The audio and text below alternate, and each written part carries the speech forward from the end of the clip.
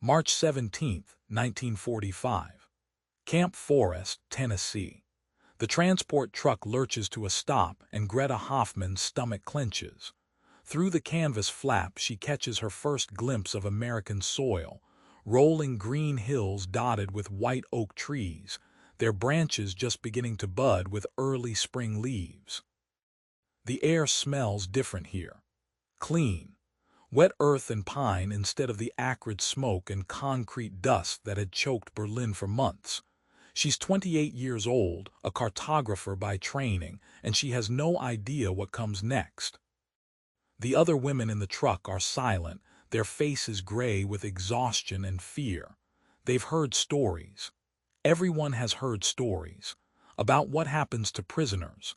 About what victorious soldiers do to enemy women. Greta's hands are trembling as she clutches the thin wool blanket they gave her on the ship.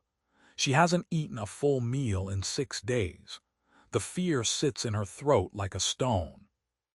When the guards order them out, she expects shouting, rifle butts, the casual violence she'd grown accustomed to in the final months of the war.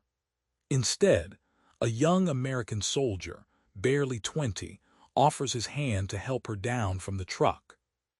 She stares at his outstretched palm like it's a weapon. He smiles, awkward and uncertain, and says something in English she doesn't understand. The gesture alone makes her want to weep. They're processed in a long wooden building that smells of fresh paint and disinfectant. Forms, questions translated by a bored interpreter. Name, rank, occupation. When Greta says cartographer, the interpreter's eyebrows rise. He exchanges words with an officer who looks at her with sudden interest. She shrinks under his gaze, expecting the worst. Instead, he nods and makes a notation on her file. That night in the women's barracks, Greta lies on a cot with an actual mattress and stares at the ceiling. The woman in the next bed is crying softly. Another is praying.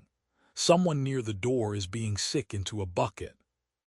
Greta closes her eyes and thinks about the last map she drew in Berlin. January 1945. The Ministry of War, in a basement office with no heat. Her supervisor, Herr Dietrich, had thrown a stack of used envelopes and torn propaganda posters onto her desk. Draft the defensive positions for the eastern sector, he'd said, and be quick about it. No mistakes. She'd had to flatten the papers with her palms, smooth out the creases, work around the printed text and images. Her pencil had been worn down to a stub barely 2 inches long, the wood splintered, the lead breaking every few strokes. There were no erasers. Erasers were a luxury, Dietrich had told her months earlier, his face red with anger. The Reich cannot waste resources on the mistakes of careless women. If you cannot draw accurately the first time, you do not deserve to eat. She'd learned to draw with aching precision, every line measured twice, every notation checked and rechecked before committing it to paper. Even so, mistakes happened. A shaking hand, a miscalculation, and when they did, there was no fixing them. She'd had to start over, wasting precious paper, earning Dietrich's fury and a reduction in her already meager rations. By February, she was eating once a day. Watery soup and a slice of black bread so hard it cut the inside of her mouth. Now, lying in this American camp, her stomach growls. They'd been given bread and cheese when they arrived. Real cheese. Yellow and soft, not the gray, moldy blocks she'd choked down in Berlin. She'd eaten it so fast she'd nearly been sick. The next morning, March 18th, Greta is pulled from the breakfast line. Her heart hammers. This is it. Whatever they want from her, whatever use they have for a German cartographer, it begins now. She's escorted by a female guard, a whack. She'll learn later, to a different building, smaller, set apart from the main barracks. Inside, it's warm. There are windows with actual glass, not boarded up or shattered. The smell of coffee hangs in the air, rich and almost painful in its familiarity. She hasn't had real coffee in 3 years. An American officer is waiting. He's older, maybe 45, with graying hair and wire-rimmed glasses. He looks like a professor, not a soldier. When he speaks, his German is slow but passable. Fräulein Hoffmann, I am Captain Morrison. I understand you are trained in cartography. She nods, mute with fear. We need assistance with some mapping projects, regional surveys, nothing military. You will be compensated with additional rations and better accommodations. Do you agree? What choice does she have? She agrees. He leads her down a hallway to a room that stops her breath. It's an office, a real office. There's a large drafting table positioned beneath a window, angled to catch the northern light. The table is clean, bare wood, smooth and level. No stains, no gouges. On a shelf nearby, she sees rolled papers, jars of ink, boxes she can't identify. Morrison gestures to the table, your workspace. We will bring you the survey data this afternoon. For now, please familiarize yourself with the materials and let me know what else you require. He walks to the shelf and begins setting items on the table. First, a wooden box. He opens it and Greta's knees go weak. Pencils. 20, maybe 30 pencils, all new, all sharpened to perfect points. The wood is smooth, unmarred, a warm yellow color. She can smell the cedar, the graphite. Her hands start to shake. Morrison continues, oblivious to her reaction. He sets down a stack of paper, not scraps, not recycled propaganda sheets or torn envelopes. Pristine white drafting paper, the edges clean and square, the surface smooth as silk. She can see the quality even from where she stands. It's the kind of paper she'd used in university before the war, when such things were taken for granted. Then he places an eraser on the table. A pink rubber eraser, soft and new, still in its paper wrapper. Greta makes a sound she doesn't intend, a small, choked gasp. Morrison looks at her with concern. Are you unwell? She can't speak. She's staring at the eraser like it's a bar of gold. Her vision blurs. Morrison sets down a compass, a ruler, a protractor. All precision instruments, all clean and functional. Then he opens another box, smaller, and she sees more pencils, different types. He picks up two. We have various lead grades. He holds them up, squinting at the markings. This is an H2, harder lead, good for fine detail work. And this is a B2, softer, for shading and broader strokes. He looks at her expectantly. Do you have a preference?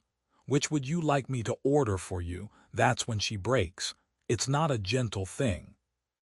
It's not quiet tears or a dignified trembling of the lip. Greta Hoffmann collapses. Her legs simply give out, and she crumples to the floor, her body racked with sobs that tear from her chest like something physical being ripped away. She can't breathe. She can't see. All she can do is cry, great heaving gasps that shake her entire frame. Morrison is alarmed. He calls for help and the female guard rushes in. They try to help her up, but Greta can't stand. She's on her hands and knees on the wooden floor, sobbing so hard she's choking on it. The guard kneels beside her, speaking in English, her voice soothing but useless. Greta doesn't understand the words. All she understands is that an enemy officer just asked her preference, as if her comfort mattered, as if her work mattered, as if she were a person whose needs deserved consideration. For 2 years she'd been treated like a machine, a tool to be used and discarded. Herr Dietrich had never asked her preference. He'd never asked her anything.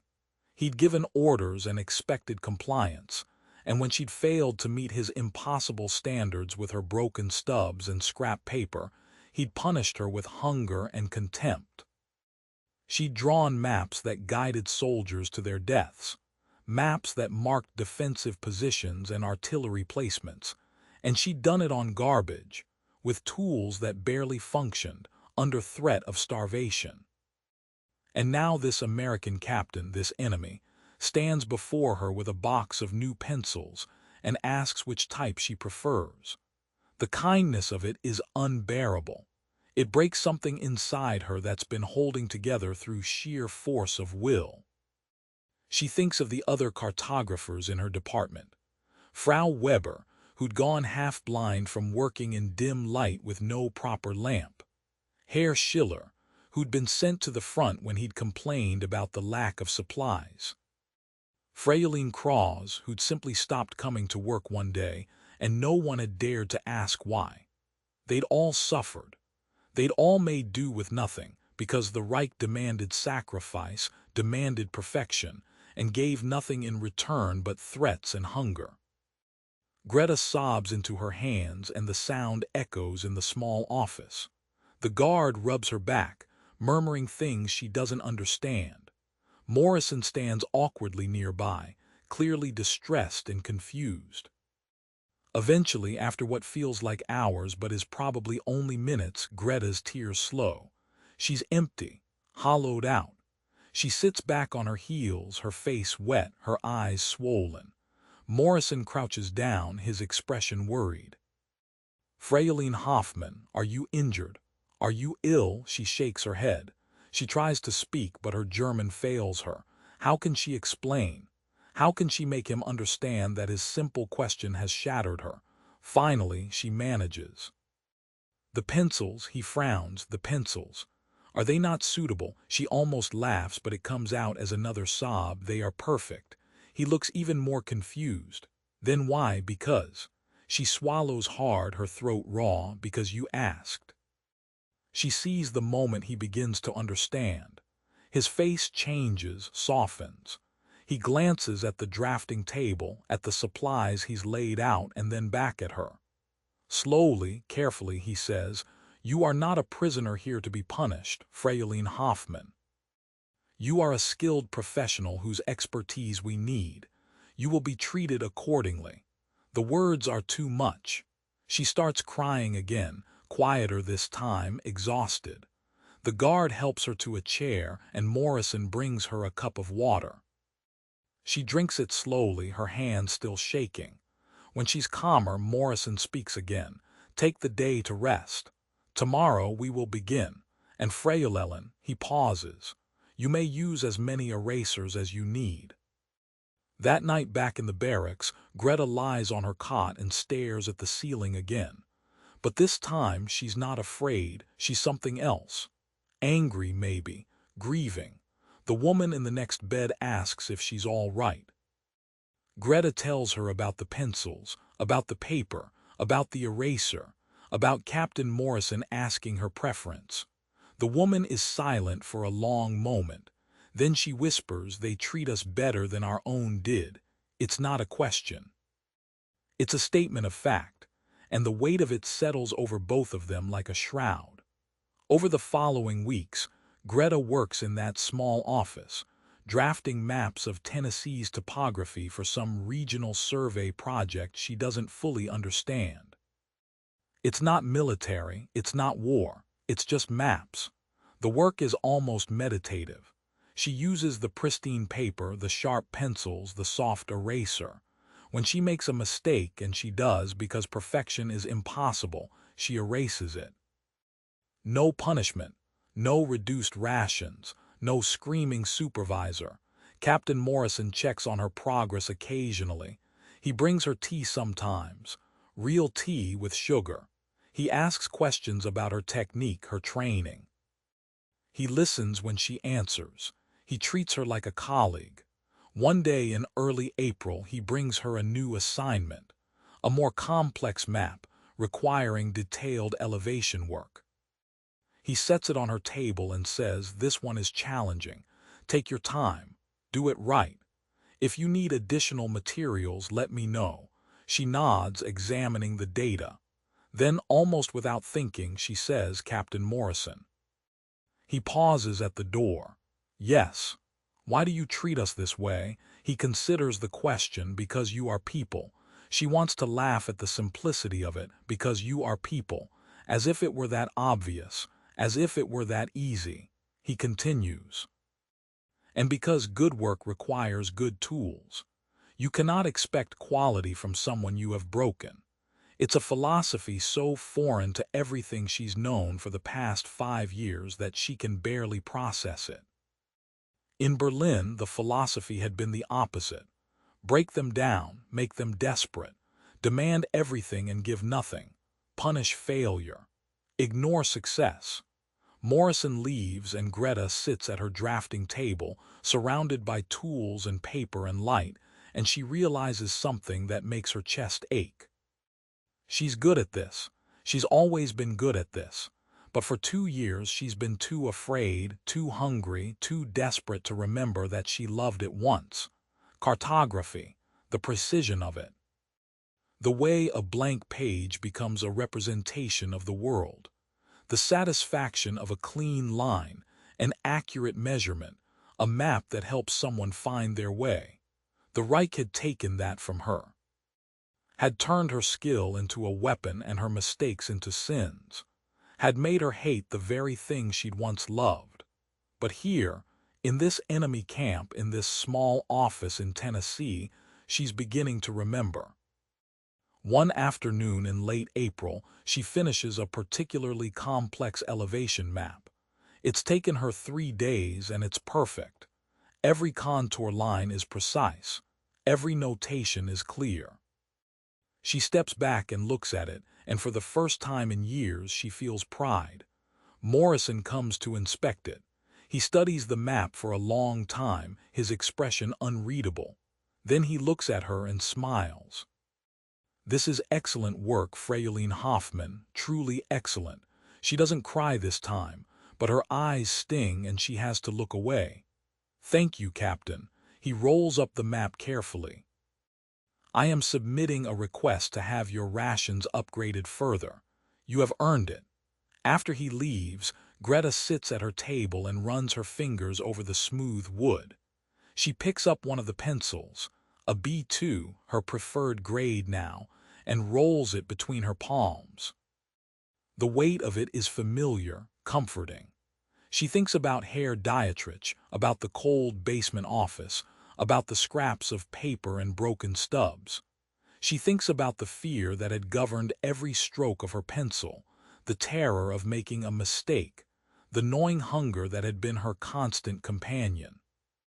And she thinks about this place, this camp where she is a prisoner but is treated with more dignity than she ever received as a free woman under her own government. The irony is devastating. By May, the war in Europe is over. The news reaches the camp and the prisoners react in different ways. Some weep, some are relieved, some are numb. Greta feels all of it and none of it. She continues her work. The maps don't stop needing to be drawn just because the war has ended. One day, Morrison asks her about her plans. What will you do when you are repatriated? She doesn't know. Germany is in ruins. Her family is scattered or dead. Her profession, her skill, is tainted by what she was forced to do with it. I don't know, she admits. He nods. If you wish, I can provide a letter of reference. Your work here has been exemplary. She looks at him, this American captain who has shown her more respect in 2 months than her own countrymen did in 2 years. Why? She asks. Why have you been kind to me? He seems genuinely puzzled by the question. Why would I not be? You have done nothing to me. You are a skilled professional doing good work. That is enough. But I am German. I am the enemy. He shakes his head. You were never my enemy, Fräulein Hoffmann. You are a cartographer who was caught in a war she did not start. There is a difference. She wants to believe him.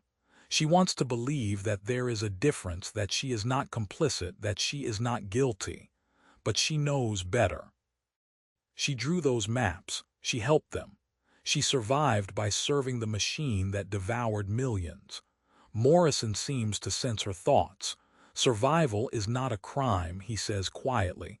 You did what you had to do. That does not make you evil.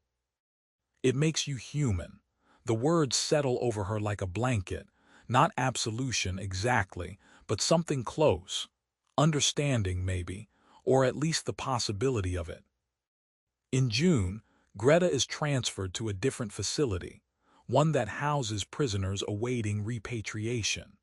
She leaves Camp Forest with a folder of maps she's drawn, a letter of reference from Captain Morrison, and a small box. Inside the box are 3 pencils, an eraser, and a stack of clean white paper. Morrison had given it to her on her last day. "For your future work," he'd said. She tried to thank him, but the words had stuck in her throat. He'd simply nodded and wished her well.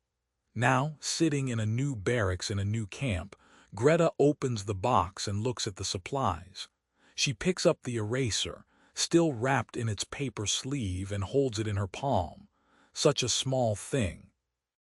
Such a simple thing, but it represents something larger, a philosophy, a belief that people deserve tools to do their work well, that mistakes are not sins, that skill and craft have value beyond their utility to the state. She thinks about all the women in her department back in Berlin, the ones who suffered under Dietrich's cruelty, the ones who were punished for being human, for making errors, for not being perfect machines. She wonders if any of them survived. She wonders if they, too, are sitting in camps somewhere, confronting the same devastating realization she's had, that the enemy valued them more than their own side ever did. It's a bitter truth, a painful one. But it's also, in a strange way, a gift, because it means that another way is possible, that cruelty is not inevitable, that people can choose kindness, even toward those they have every reason to hate. Greta wraps the eraser carefully and puts it back in the box. She closes the lid and sets it beside her cot. Tomorrow, she will begin the long journey back to whatever remains of Germany. But tonight, she allows herself to hope. Not for much. Not for redemption or forgiveness or a return to the way things were. Just for the possibility that somewhere, in the ruins of her country and her life, there might be room for her to draw again. To take a blank page and fill it with lines that mean something. To make mistakes and erase them without fear. To be a cartographer, not a cog in a machine of death, but a person with a skill and a purpose. It's a small hope, but it's enough. The story of Greta Hoffmann is one small thread in the vast tapestry of World War II's aftermath. Thousands of German prisoners passed through American camps, and many of them experienced similar moments of cognitive dissonance. The realization that their captors treated them with more humanity than their own regime had. It's a pattern that repeats throughout history. The way totalitarian systems devalue the individual, reduce people to their utility, and punish any failure to meet impossible standards. And the way that contrast becomes starkest when those individuals encounter systems built on different principles. The American treatment of Axis POWs was not perfect. There were abuses, failures, moments of cruelty.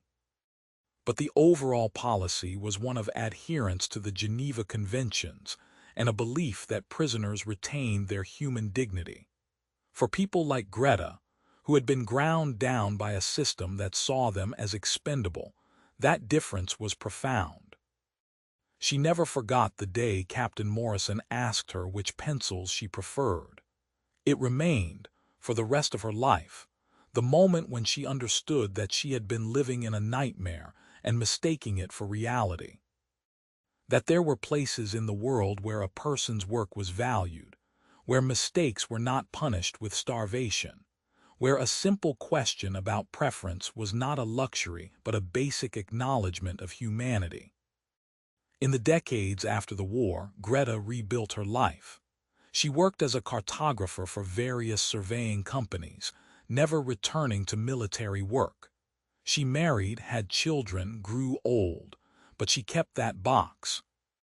The pencils, the eraser, the paper. And sometimes, when her children or grandchildren asked about the war, she would open it and tell them the story. Not about battles or bombings or the grand sweep of history, but about a small office in Tennessee, about Pristine drafting paper and the simple question that broke her heart and began to heal it all at once.